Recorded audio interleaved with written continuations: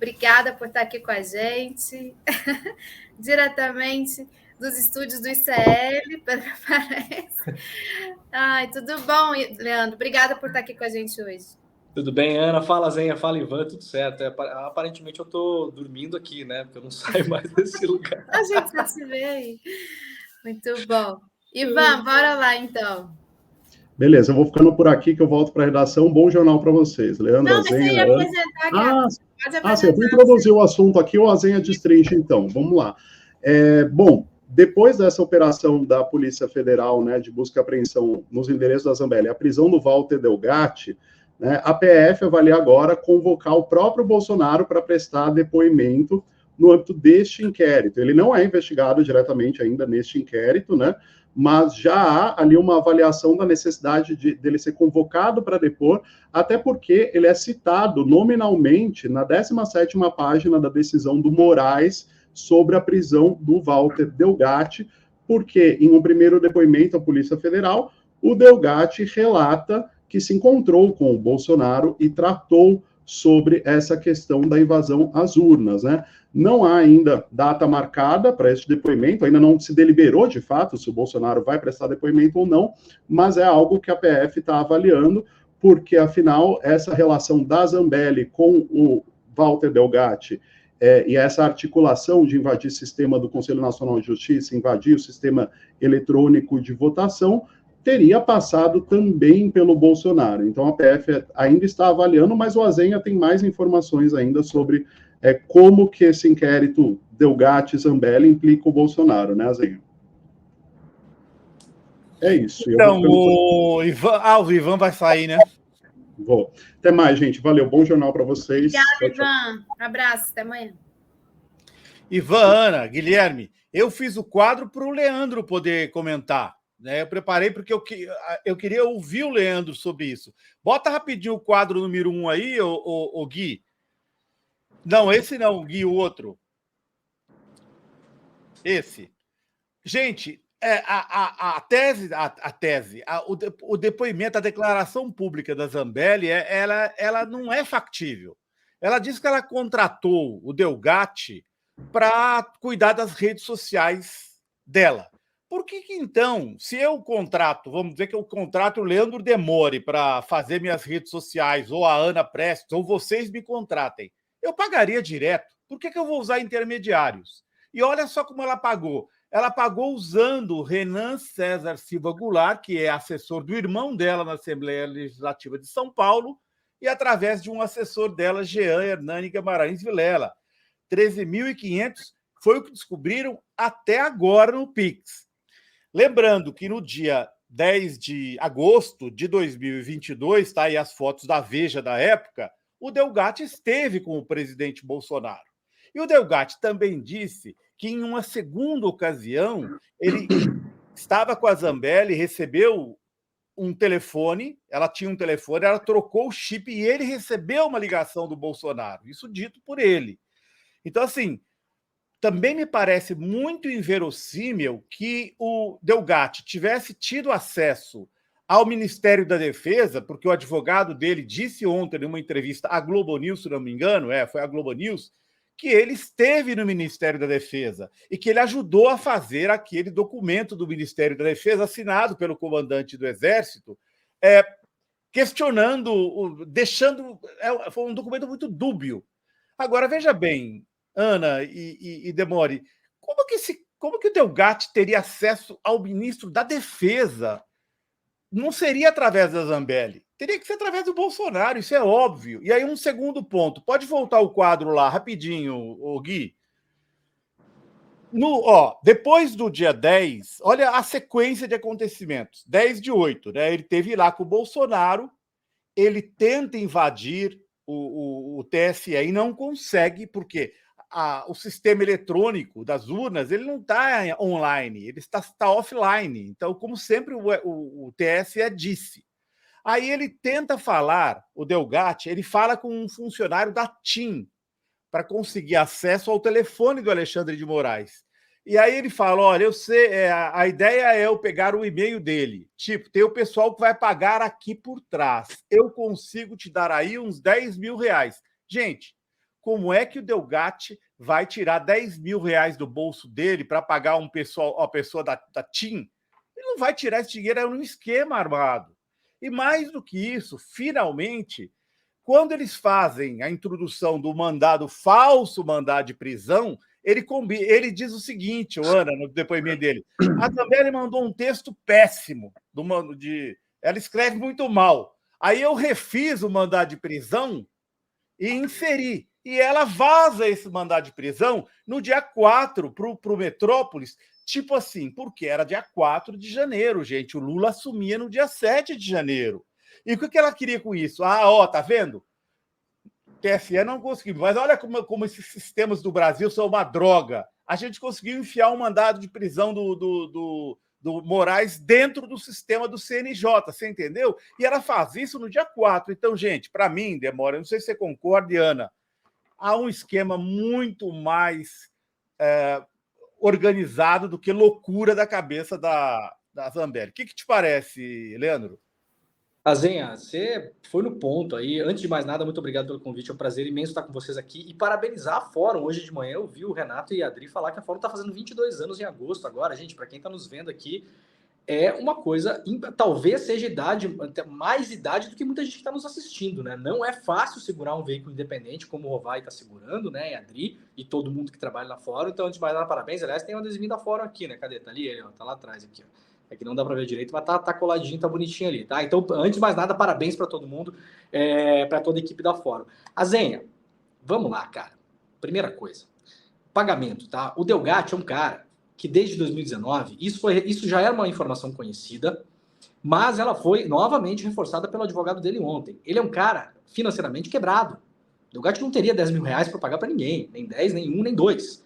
O Delgatti é um cara que tem problemas financeiros já há muitos anos, desde antes da Vaza Jato ainda. Inclusive, o próprio advogado dele falou uma coisa que já se sabia, mas o advogado confirmou ontem para a entrevista da Globo News, que o Delgatti, no pós-Vaza Jato, ele esperava uma aproximação do PT, do Lula, das pessoas que participaram da Vaza Jato, dos jornalistas, para alguém para dar um emprego para ele. Ele fala isso, o advogado dele falou ontem, o Delgatti esperava qualquer recompensa que fosse um emprego no pós-Vaza Jato. Isso não acontece, né? O presidente Lula prudentemente se mantém afastado disso, na minha concepção, uma prudência muito importante do Lula, né? E aí o Delgatti se aproxima do Bolsonaro também por isso, uma questão que ele estava precisando de dinheiro, precisando de grana.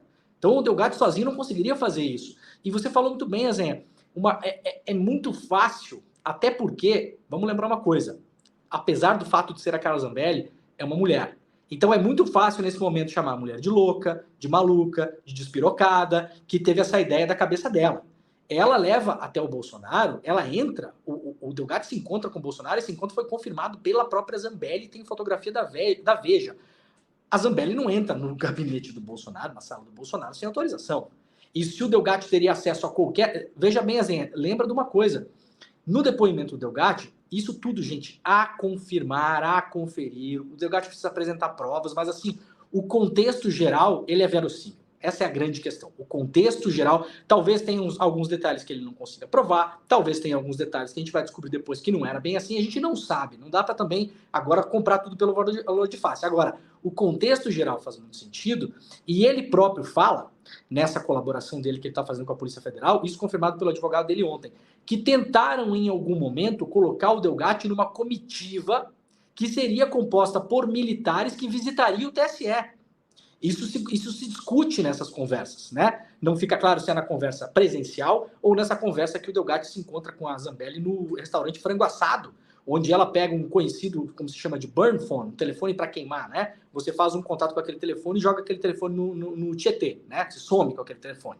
Isso é um esquema bastante conhecido. E aí, ele entraria nessa comitiva para quê? Para ele poder ter acesso ao TSE, para eventualmente ver ali como funcionam as coisas e tal. Eu acredito que o Delgatti tenha capacidade, conhecimento, seja possível que ele pudesse fraudar a eleição. Não, eu não acredito nisso, acho que ninguém acredita nisso, né? Eventualmente o Delgatti estava precisando de um emprego, ele vendeu uma coisa que ele não podia entregar, eventualmente, né? Olha, eu consigo, né? Passou uma garganta ali, né? Talvez a Zambelli leva ele para a presença do presidente da República. E segundo o relato do Delgatti, o presidente pergunta para ele se ele seria capaz de invadir as urnas eletrônicas. Então, havia uma intenção, né, assim, então, vamos lembrar uma coisa, o crime ele não se consuma só na consumação de alguns fatos, né? Tentativa de homicídio crime. O crime de corrupção, por exemplo, assim, você é um jornalista super experiente, você cobriu corrupção, esquemas de corrupção, a sua carreira toda. A gente vai lembrar que aceitar promessa ou prometer vantagem é crime de corrupção, passiva e ativa, né? Corrupção passiva é aceitar promessa de, você não precisa receber nada. Então, se você, como agente público, por exemplo, alguém chega e fala no seu gabinete lá, o prefeito fala, olha, eu vou te entregar aqui R$1 milhão, você me dá essa licitação. O prefeito fala, tudo bem, aceito, isso é corrupção passiva, você não precisa ter aceitado, não. Não precisa ter botado dinheiro na conta. Então, agora, há se averiguar tudo isso, né, que o Delgatti falou, mas o contexto geral, ele é bem claro, como você falou, Zen, se era um trabalho, duas coisas importantes nessa coisa, né? Primeiro, o Delgatti contratado para gerenciar redes sociais. Se fosse um carro, né, Zen, se você tem um problema do motor, você não leva no borracheiro, né? Não é porque a pessoa mexe com o carro que a pessoa sabe de tudo. Então, assim, entre hackear uma urna e cuidar do Twitter, à distância, né? Ela não precisaria do Delgatti para isso. Poderia contratar qualquer pessoa. Tá cheio de gente aí fazendo rede social, né? Moleque de 17, 18 anos fazendo rede social. Não precisaria ser o Delgatti. E segundo, os pagamentos, que você falou muito bem. Por que esses pagamentos não foram feitos diretos pelo gabinete, por exemplo? Ela tem um gabinete oficial. Se ela tivesse contratando esse cara na limpeza para fazer um trabalho de rede social, você emite uma nota fiscal e paga pelo gabinete e lança no portal Transparência. Você não deixa dúvida nenhuma em relação a isso. Então, o caso todo é muito esquisito, é muito estranho. E parece, evidentemente, que essa história está montada, né, cara? Agora, Azenha e Demore, sabe uma coisa que me espantou muito? E ontem a gente comentou aqui no programa também. O hacker falar que essa relação com os militares, essa relação foi uma coisa assim que me espantou enormemente. Por pior que a gente acha que é uma coisa, ela ainda pode ser pior. Será que realmente os militares se imiscuíram e com esse cara e que mistura essa de... porque todo o processo eleitoral eles tentaram militarizar ao máximo, né? A gente foi acompanhando, eles foram enfiando os militares em tudo que era GT de trabalho, acompanhamento, lá nas salas, lá dentro do TSE. O próprio pessoal do TSE fala, né, que foram enfiando os militares onde podiam. E vocês lembram que a gente ficou esperando aquele anunciado relatório dos militares, que o Bolsonaro falava, né? Vai sair o relatório dos militares. E agora, essa notícia de que esse relatório pode ter sido construído junto com um hacker, que, exatamente como o Demore falou, uma coisa, outra coisa, uma coisa são redes sociais, outra coisa urnas, né? Será que, às vezes, é inacreditável que a gente tenha chegado nesse lugar, né? Ô, Ana, então, o ministro da Defesa mandou apurar, a PF apurar se o Delgatti de fato esteve na sede do Ministério da Defesa. E o advogado dele, na entrevista, disse que ele tem como provar que esteve fisicamente no Ministério da Defesa. Agora, é o que eu havia dito, né, Leandro? Eu não vou lá no Ministério da Defesa, um parlamentar, você vai entrar. Eu não vou entrar lá com um parlamentar, isso é ordem que vem de cima. Nós estamos falando do topo da hierarquia das Forças Armadas, não te parece? Exatamente, não faz nenhum sentido. E outra, Zen, tem uma coisa importante para a gente falar para o pessoal que está nos assistindo. Eu acho impossível. Vamos esquecer aqui o que o Delgatti falou e o que pode ser, o que deixa de ser. Eu acho impossível que não tenha militares envolvidos nesse caso. Por quê?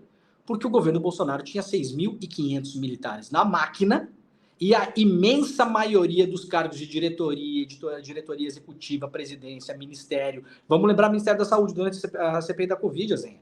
O ministro era militar, o diretor executivo era militar, o sub dele era militar. E agora, no caso das pedras preciosas, que foi divulgado, inclusive aqui na Fórum, né? Na terça-feira, quando a Jandira falou, a Fórum foi o primeiro lugar a falar, depois o ICL falou, e ontem finalmente apareceu o tal do e-mail.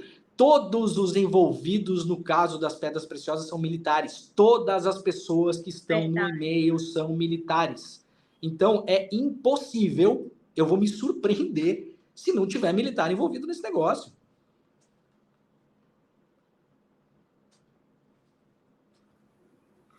E é interessante, Azen, antes de você falar, que sai esse inquérito deles sobre o 8 de janeiro, né, dos militares, bem no meio dessa confusão toda. Eles, não, nós não temos nada a ver, o 8 de janeiro, responsabilidade já da administração do governo Lula. Ô, Ana, você não acha que o Demore, que o Leandro tem razão quando ele fala que eles estão tentando usar o fato de ser uma parlamentar mulher? Você tocou num ponto-chave, viu, Leandro? Eles estão tentando desmoralizar por ela ser mulher. Se fosse um Marcos Duval da vida, estavam todos... Agora estão tentando fazer ela passar de louca e ela, obviamente, colocada contra a parede, está tentando defender o Bolsonaro para não ficar completamente isolada. Claro. O que você acha, Ana? Eu concordo, viu? A gente vinha falando desses ataques a parlamentares, acho que o bolsonarismo está aplicando isso contra a própria Zambelli agora, não te parece, Ana? Só antes da Ana falar, vou só fazer uma sugestão para a Ana fazer um raciocínio em cima de 2 imagens, se o pessoal puder colocar aí. A imagem de quando o Deltan Dallagnol é caçado da coletiva de imprensa dele, que tem uma galera atrás, e a imagem da coletiva de imprensa da Zambelli ontem. Façam essa comparação, a quantidade de pessoas e as pessoas que estavam atrás. Durante a do Deltan, estava o Eduardo Bolsonaro. Ontem não tinha ninguém. Vou ver se o Gui consegue achar essa imagem para a gente. E a gente vai ter aqui no programa hoje uma cientista política, Tássia Rabelo, daqui a pouco, que vai tratar justamente disso, desse lugar das mulheres no parlamento. Antes de vocês entrarem, a gente estava mostrando os ataques feitos hoje à Sâmia, a Fernanda Melchiona, a Talíria, na CPI do MST. A própria deputada Jandira também tem um menosprezo quando vem uma apuração por uma mulher também, né? Então, essa coisa das pedras, até a própria imprensa, até a dar um negócio, ou seja, esse lugar das mulheres no parlamento, a Joyce Hasselmann já tinha denunciado isso no mandato dela lá atrás, como ela foi tratada pelos próprios bolsonaristas, agora a Zambelli está vivendo na pele o que a própria Joyce também viveu lá atrás, né? Eu estava vendo hoje, até, se vocês tiverem paciência de olhar, prestem atenção na próxima sessão da CPI do 8 de janeiro. Prestem atenção em 3 personagens para entender do que a gente está falando aqui. Uma, Jandira Fegali, outro, Sérgio Moro e outro, Magno Malta. Percebam o silêncio da sala quando o Magno Malta abre o microfone. O silêncio da sala quando o Moro abre o microfone e a bagunça da sala quando a Jandira começa a falar. Inclusive por todos os parlamentares, inclusive os parlamentares de esquerda. As pessoas falam em cima. Então é claro que agora a Zambelli, né, vamos colocar aqui entre aspas, porque a gente está tendo uma conversa, as pessoas vão entender o que eu estou falando. É claro que a Zambelli ela é meio maluquinha, né? Vários bolsonaristas são meio doidinhos, né? Nenhuma pessoa em sã consciência sai com uma pistola 9mm em plenos jardins durante a eleição, correndo atrás de um jornalista negro, né? Então, assim, vamos colocar assim, não num sentido pejorativo, mas é uma pessoa meio descompensada nesse sentido, né? Agora, é claro que, inclusive, para o bolsonarismo, né, agora, é conveniente que eles, inclusive, por eles não acreditarem nisso, eles não dão bola para isso, eles acham que feminismo é bobagem, que não sei o quê. Então é conveniente chamar ela de louca, de maluca. E vão isolá-la, vão deixá-la como um lobo solitário. Já vinha acontecendo isso com a Zambelli. O episódio vamos lembrar uma coisa importante. O Bolsonaro perde a eleição. Qual uma das primeiras coisas que o bolsonarismo vaza? Isso não é dito pelos bolsonaristas mais de renome, digamos assim, não é dito pela família Bolsonaro, mas isso eles fazem vazar para a imprensa e isso vira uma versão corrente. Por que o Bolsonaro perdeu a eleição? Porque a Zambelli saiu armada nos jardins atrás de um cara de esquerda. Isso se torna o motivo pelo qual o Bolsonaro perdeu a eleição. Então pega a mulher aí, pega essa mulher, ela é louca, então a gente perdeu a eleição por causa de uma louca. E agora vai acontecer a mesma coisa. E a Zambelli sabe disso, né? Ela está isolada, a coletiva dela ontem foi esvaziada, só tinha gente de 5º escalão na coletiva dela, não tinha. Olha aí, ó. Olha quem tá com ela aí. É um monte de gente que ninguém conhece e atrás dela tá o próximo caçado, se Deus quiser, né? O Gustavo Gaia, só citou ele ali, né? Isso, exatamente. Que é um cara que também tava olhando preocupado, né, Azenha? Porque pensando, se a Zambelli foi, eu sou o próximo, né? Então não tem aí Eduardo Bolsonaro, não tem... Olha quantas pessoas coloca a guia do Deltan, coloca aí, Gui. Foi do Deltan, vamos ver. Vejam a diferença. Olha aqui, ó. Bia Kicis, Bibo Nunes, a Carol Detone, a deputada lá da Florzinha, lá do coisa. Aqui não dá para ver, mas estava o Eduardo Bolsonaro na foto também. O Eduardo está bem atrás, ó, bem atrás dele, o Eduardo. Tá onde? Cadê o Eduardo? Bem Aqui atrás. atrás. Deltan, dá para ver a barba dele ali. Tem uma outra foto, Gui, vê se você coloca a outra. Acho que na outra o Eduardo. Aí, o Olha Eduardo. aí, ó. Tá aí, ó. E com uma diferença crucial, né, o Azenha e Ana? O Deltan, ele é um aliado do bolsonarismo de 6 meses antes da eleição. Vamos lembrar disso, né? Publicamente, ele vira um bolsonarista público, né? Para ganhar a eleição. A Carla Zambelli está com o Bolsonaro há anos. Ela é uma pessoa que se doou para o bolsonarismo em todos os momentos que ela pôde. Ela segurou todas as ondas, ela nunca entregou ninguém, ela matou no peito, ela defendeu o Bolsonaro nos piores momentos. Vejam a diferença das imagens. Sim, sabe o que chama atenção, Leandro? É que as mulheres com o Deltan e não com a Carla. Sim. Ali Isso. tá a Carolina de Tônia naquela foto. Volta lá, o Gui. A Carolina de Tônia tá ali, a Zanata tá ali. Isso.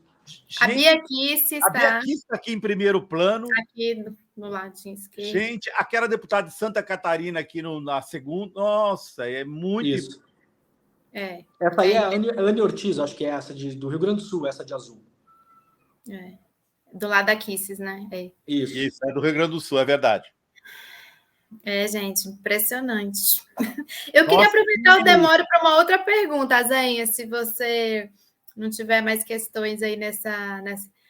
Nós recebemos aqui, Demore, também o Jamil Chad, recentemente, e vocês colaboraram numa reportagem sobre a tentativa, por falar em Deltan, né? A tentativa do Deltan de escoar recursos, inclusive, para os Estados Unidos. Eles queriam eles queriam ter algum benefício dos recursos gerados pela Operação Lava Jato com relação à Petrobras.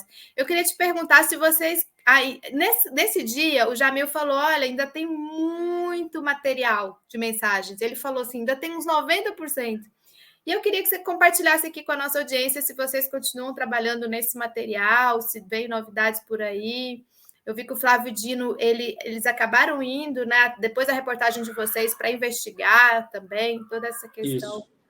Ana, primeira coisa, bom lembrar que a nossa reportagem é um tijolinho na parede, né? Antes dela, muita gente tinha feito matéria. O que a gente trouxe, claro, tem os diálogos novos, que são, eu acho que os diálogos fulcrais, assim, que mostram de maneira clara que eles estão fazendo uma combinação com os suíços e com os americanos para dividir essa grana. Esses diálogos são inéditos, mas tem um fundo ali de reportagens que foram publicadas em vários veículos, então isso é uma construção coletiva que vem aí de muitos anos. Então, para a gente deixar bem claro isso, né? Eu acho que é importante, porque essa matéria, finalmente, parece que ela empurrou o carrinho. Eu até comentei com o Jamil no privado, né? Eu falei, né, Ozen, eu falei, cara... 4 anos desde a primeira matéria da Vaza Jato, assim, a gente publicou coisas, assim, aí a Fórum publicou depois que veio a Operação Spoofing, o Nassif publicou, assim, um monte de gente publicou. Mas essa matéria parece que ela mexeu o jogo do palitinho, aquele, sabe quando você tira o palitinho? Parece que essa matéria tirou o palitinho que faltava, porque agora o MPF está indo para cima, o TCU, o CNJ, assim, a PF vai investigar, né? Vai dar bastante problema para o Deltan esse negócio. Por isso que, aliás, ele está tão desesperado nas redes sociais, né? Hoje soltou mais um vídeo desesperado. Por quê? Aí vou explicar para a galera que está assistindo afora. O Deltan hoje soltou um vídeo, Azenha, que é uma vacina. É uma vacina por quê? Porque amanhã tem mais matéria, tá? Amanhã tem mais uma matéria dessa série, mostrando que o Deltan tinha pleno. Vocês vejam os diálogos amanhã. Vai ser publicado na minha newsletter, agrandeguerra.com.br, no UOL também. Vocês vejam esses diálogos amanhã. Esses diálogos são claros, são evidentes do Deltan com um colega, mostrando que o Deltan foi avisado, alertado. Ele tinha conhecimento pleno de que o que ele estava fazendo, recebendo coisas como ele estava fazendo, era ilegal. E mesmo assim ele toca adiante. Não são diálogos interpretativos. Amanhã o Deltan, como ele não respondeu aos nossos pedidos de outro lado que nós fizemos, ele preferiu publicar um post na rede social. Então amanhã ele pode se divertir e publicar mais um. Tem mais matéria amanhã. A gente segue trabalhando no material. É importante lembrar uma coisa. Quando o Jamil falou na entrevista da Fórum, que eu estava acompanhando, o Jamil fez uma referência da diferença entre os arquivos da Vaza Jato e da Spoofing, né? Então eu vou lembrar as pessoas que é uma coisa importante. A fonte, o material é o mesmo. Qual é a diferença? Quando o Intercept recebeu o material e depois que veio à tona a quantidade de material da Spoofing, nós fizemos um cálculo para saber se nós tínhamos todo o arquivo que tinha sido obtido pela Polícia Federal ou não. Então, pasmem, tem gente que vai ouvir isso pela primeira vez. O Intercept recebeu cerca de 0,5% do que a Polícia Federal arrecadou nos computadores das pessoas que foram acusadas de invadir o celular da Força Tarefa. Então, grosso modo, 99,5% do material em relação ao tamanho do arquivo da Vaza Jato está custodiado hoje na 10ª Vara de Brasília e está com o STF também. O que é que está acontecendo agora? Nós não tivemos acesso a todo esse material. O que é que está acontecendo agora? Algumas pessoas estão tendo acesso a partes desse material porque elas são implicadas no processo. Então, o cidadão lá é implicado no processo, ele foi processado, ou foi condenado, ou investigado, ele entra com um instrumento jurídico e pede acesso ao material da spoofing. O que é que o STF decidiu? Sim, essas pessoas podem ter acesso, por quê? Porque esse material pode ajudar a inocentá-las. Isso é a lei brasileira, né? Essas pessoas podem ter acesso a esse material. Só que é um acesso limitado aos chats em que a pessoa é citada ou implicada. Então, nós temos acesso agora a alguma coisa desse material, uma parte desse material. As matérias que já saíram, foram 3 matérias, uma do Sérgio Moro pressionando a Lava Jato para extraditar um brasileiro, estava na Suíça, uma outra mostrando essas conversas para fazer esse acordo ilegal da rachadinha, como eu chamo, né, do dinheiro, né, doutor, não é rachadinha, mas o senhor entendeu, né, da rachadinha do dinheiro da Petrobras. Atenção, né, gente, a Petrobras foi roubada por diretores e ela teve que pagar uma multa por isso, né, a Lava Jato duplamente puniu a Petrobras, né, e então agora, e teve uma terceira matéria que a gente soltou na semana passada. Essas 3 matérias, elas eram exclusivamente os diálogos, todos em inglês, feitos pela Lava Jato com os procuradores da Suíça. Nós tivemos acesso a esses diálogos. Então, obviamente, não é todo o material da spoofing. Aliás, faço um pedido público aqui, aproveitando a nossa audiência, né? Quem quiser mandar material da spoofing para mim, para a Zenha, para o Rovai, para quem manda. O nosso interesse é fazer isso público. Eu não tenho ciúme nenhum desse material. Eu quero ver essas matérias publicadas, né? Então, tem muita coisa guardada num cofre ainda na 10ª Vara. Deve ter muita coisa de interesse público, com certeza. Imagino que não tudo, porque, como eu sempre falei, são conversas que, no mais das vezes, quem já teve acesso a elas, já fez matéria com elas, o pessoal do DCM fez também, a gente troca muita figurinha, né? O Pedro lá do DCM fala, cara, que coisa chata de trabalhar nesse material, você tem que ficar lendo, é só bobagem, meme, e link, e não sei o quê. Então, é isso. O material, no mais das vezes, são conversas de pessoas, né? Mas deve ter muita coisa de interesse público ali. Então, por gentileza, quem quiser mandar, tem os contatos da Fórum aí, pode mandar para a Zenha, o Zenha faz um documentário, bota coisa no ar. Eu quero ver esse negócio ir para a tela, Zenha. Então, já fica o pedido público aqui. Muito bom. Muito obrigada, Demori. Obrigado, Valeu, meu gente. colega, pela excelente, não só pelas suas excelentes matérias com o Jamil, mas também pelo seu programa no ICL de manhã, que desnuda o que se passa com a mídia, né? Eu sou fã de repórter, viu, Leandro? E, portanto, sou seu fã. Ah, eu também, cara. E sou seu fã, digo mesmo. Parabéns pelo trabalho que você está fazendo na Fórum aqui, pela sua carreira. Então, nem se fala, né? E, de novo, parabéns para a Fórum. 22 anos. Não é fácil, cara. A gente, olha, eu fui editor executivo de um site por quase 5 anos. Eu sei que não é mole você levantar estrutura, você conseguir pagar a galera decentemente, levantar dinheiro. Não é fácil. Você sabe, né, Ana e a Zen, você sabe que isso, o jornalismo consome dinheiro, é uma máquina de queimar dinheiro essa nossa profissão, é um negócio inacreditável como a gente consegue fazer, gastar dinheiro, porque custa caro, né? Então, parabéns para a Fórum, parabéns para o trabalho de vocês, e ó, tô sempre, de manhã cedo, tô sempre citando a Fórum aqui, tá coladinho aqui, ó, tô sempre olhando a Fórum, então tamo junto aí, gente. Tá bom, sucesso para ti, viu? Obrigada. Valeu, tchau, gente. Beijo, tchau. Beijos.